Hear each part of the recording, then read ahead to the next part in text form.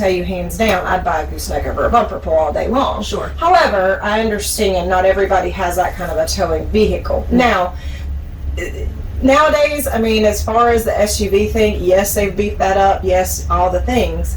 I'm just not real, I guess, knowledgeable in that. I mean, Sure. I don't push it. It's not something I go out and try to push for someone to put together. They need to do their homework and talk to someone about what their specific truck can Yes. call. Right. Yes. That makes And I sense. mean, that one is going to be real case specific. Okay. Does that, I mean, does that make Totally. sense? Yeah, I think that's the perfect answer. I would Because we all got say, something so like, hauling with an F-150 or 1500 and a half ton truck is a definite no for me. Yeah. It would be an emergency, absolute only, like we've got to get this horse to the hospital, there's no other option.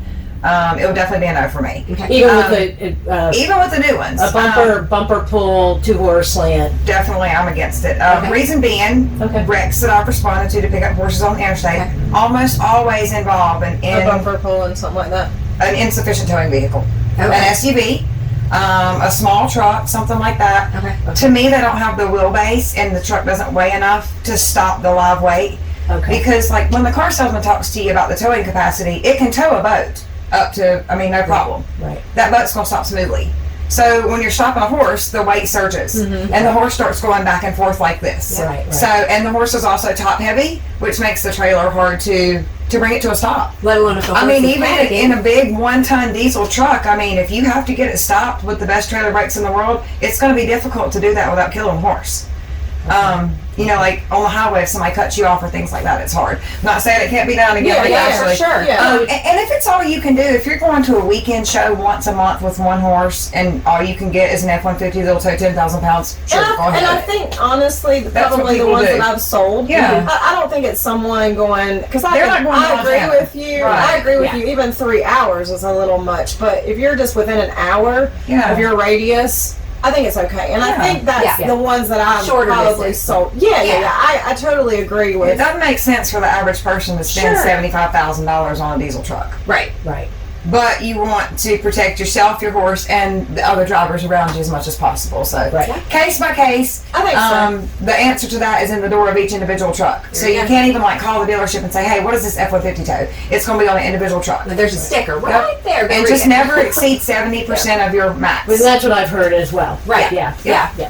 Yeah, so even the max amount, you're You're just 20% yeah. under that. Yeah. Yeah, that's great. Okay. All right, we got one for you. Well, maybe for all of us. What is the most important thing you would say when loading a difficult or scared horse? Me? Well, I've seen you do it, you. lady. So I'm you. totally against walking them in circles, feeding them, driving them. I'm totally against all those things because they don't work. Right. Now, if you feed your horse in the trailer for 6 months and that's his only option, he might eventually self-load, but he's not super comfortable in there.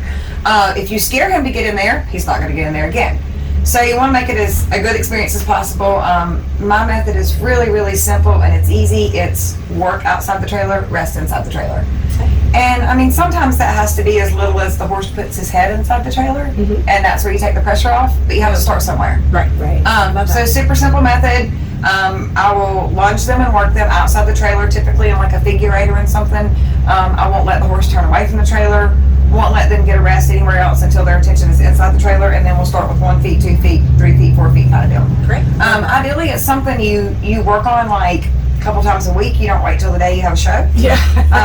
In theory. Or until you have a really bad emergency and you realize your horse has never been loaded, or you want to send it for training or something like that. The trainer comes to pick it up, which I just had that happen this week. 5 years old, no chance of getting this horse loaded without a lot of work. Right.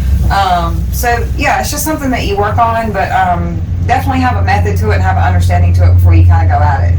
And ask for help if you don't know. Don't Yeah, try for and just- sure. Yeah. Get somebody to help you. Sometimes a little bit of help can see something. Yeah. Well, and that also leads into where you're somewhere and you're trying to leave and your horse won't get on and you Right. have everybody's Oh, yeah. help. Oh, yeah, no, Everybody's help. Please, Yeah, for the do love it. of God. It's like, Sometimes you don't it want gets that. bad. No. No, I'm I've big seen on that that. happen to people. I don't So, I need mean, 10 that's- people behind the trailer. Pressure. No, That's it's too much. overwhelming. That's kind of how I got really good at trailer loading was, 25 years ago, we would have a girl at a barrel race that she couldn't get her horse in the trailer to go home. And you would think they want to go home, but to the horse, it's the same. I don't want to get in there. Yeah. So I would help 1 or 2 girls at a show, and I really got good at my method. And that kind of led into part of our business. Nice. So, I love that. Okay, cool. Yeah. Very good. Yes. All right, what else we got here? How often do you offer water when hauling a horse? And I would guess that's long hauling, not headed out to Lotta 30 minutes away, but what do you think? So for short trips, I don't worry about it. Anything more than like 90-ish miles. Okay. For me, I hang hay and water in my trailer at all times. Okay. I want it to be available. Water travels a little bit better than you think it would, like in your typical bucket. I do like a half a bucket, and it travels pretty good without Really? spilling. Yeah, I've Yeah. never done water in my trailer. Yeah. So for me, even in my slant load trailer, I can still hang a bucket right there, and I can hang a hay net above it. Of course, they make a mess and they mix it all Yeah, together. who cares? But it's there. For my long hauls, I'll actually do like soaked alfalfa and beet pulp with electrolytes in it. Most horses will eat that. Okay. So you know they're getting some water. I love that. But I do like to offer it, and I use a water filtration system that I travel with. So if I have to get water at like a Love's gas station in Tennessee, Right. my horses will still drink that because it filters through this simple little thing. Okay. That's smart. I love hang water that. all the time. So an hour or 2 hours and under, I don't worry too much about it. But Is that something you can easily find on like Amazon to add to your yeah, trailer yeah. review? It's called Horse Hydrator, and it's $19, and it's a simple little my tube. gosh. Just hook it to the hose, Yeah, right? you hook it to the hose, and then it comes out the bottom. It's super That's simple, awesome. and it does like 2,000 gallons for $19. And I have found that every horse, I've got strangers' horses all the time. They'll drink water. Sure. We will put the link to that in the comments Sure. to this Well, because and that that's is good, useful. and that would be good too. So your horses would, like, if you go to a horse show, Yeah. Right. they're used to. Yeah, so what we did is we that's actually true, used yeah. it at home, before we got ready for show season. And then that way they were just kind of They're used to used that to that. clean, tasting water. It's supposed to obviously filtrate out any taste or smell. Yeah. We had horses at the clinic last week, and we have the Horsemanship Clinic series. Yes. And one of the women said, my horse doesn't drink On off the the road, farm. What right. can I do? Well, you That's can put it. this in, you can put that in. That would Now, be a good of course, suggestion. I have a tank up underneath the neck of my trailer, and I have 2 tanks inside. I take as much water as possible, Sure. obviously. I try to keep about 60 gallons on the road. Water can be hard to find. Yeah. Like, I've gone Yeah. places like Tractor Supply before, and they've been super nice, and they've brought a hose out where they were watering the plants and let me get water. Nice. It can be hard to find, so take as much as you can from home, ideally. That's a great Yeah. suggestion. Okay, so AAA will not cover my horse trailer, but I have not heard great things about US Rider. Are there other options out there? I'll be honest with you, I don't even have any of that stuff. Right. I'm And I in don't either. AAA right now, so maybe you can help. So on that for me, one, just from I'll give you a feedback. horror story. I was a member of US Rider for like 15 years. Okay. Never needed them because I'm pretty self-sufficient. Sure. 2 years ago, my transmission went out in Baltimore, Maryland, in a really bad spot, bad part of town. Even the truck dealership that I made it to was like, you don't want to be here. Don't leave Yeah, the lot. So I was on okay. the lot for 17 hours. They never came to help. They only made one phone call. Wow. They did That's call what I've heard. They did call like 6 weeks later, and they're like, "Do you still need help?" Well, by this point, my husband has driven to Baltimore to get me in the trailer to go on and get the horse that was the next state up and take it back to Concord. We did get it delivered that night, thank goodness. And then I had to pay a good bit of money to have my truck shipped back 600 miles by itself. Hence me asking the question. Those are the stories. So the I've best heard. thing, really, honestly, and even for women, is to be educated and to take what you need. Yep. Have everything that you need to change a tire. Understand how to do those things. By impact, Um, Impact. An impact wrench is great because a lot of women can't break the lugs off. I can do it by hand, but a lot of them can't. And I Sure. understand that. A charged impact wrench, an extra battery. They have the wrap things you can pull up on and Yep. separate the wheel. You've I got prefer those, a yeah. jack. Because a lot of times the trailer tires are too big if you've Okay. got like a big Yeah. trailer Yeah. and it won't pick it up enough. Okay. So I keep a floor jack with me at all times. But there's just certain things you should have.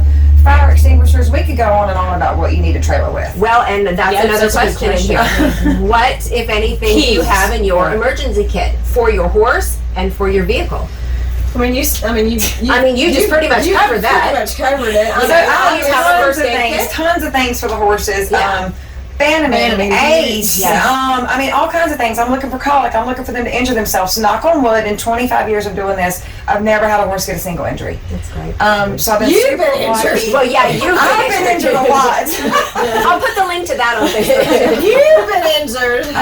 You want to have a good emergency kit for your horse. You want to have a good emergency kit for yourself. And I always tell people, think about the things that you wouldn't think about, like the extra water Right. and a lot of extra hay. Yeah. If you're just going for an hour ride, go ahead and take 2 bales of hay with you because What if you're stuck on the interstate for 12 hours? Yeah. This does happen. Oh yeah. So you want to have things to take care of your horse, That's obviously. a great. That's Uh, great. another thing would be just an extra spare tire if you're Yeah. going long distance. Always Put two another spares. ti- Yeah. Two spares for That's your great. trailer and two for your truck at all times. Because if you run over trash, like let's say a metal pipe or something, Yep. and it busts both your trailer tires on Yeah. the same side, Now what what? are you gonna do? That's true. Now I've driven one on 3 wheels, but it's not fun. No. Yeah, I'm not doing that.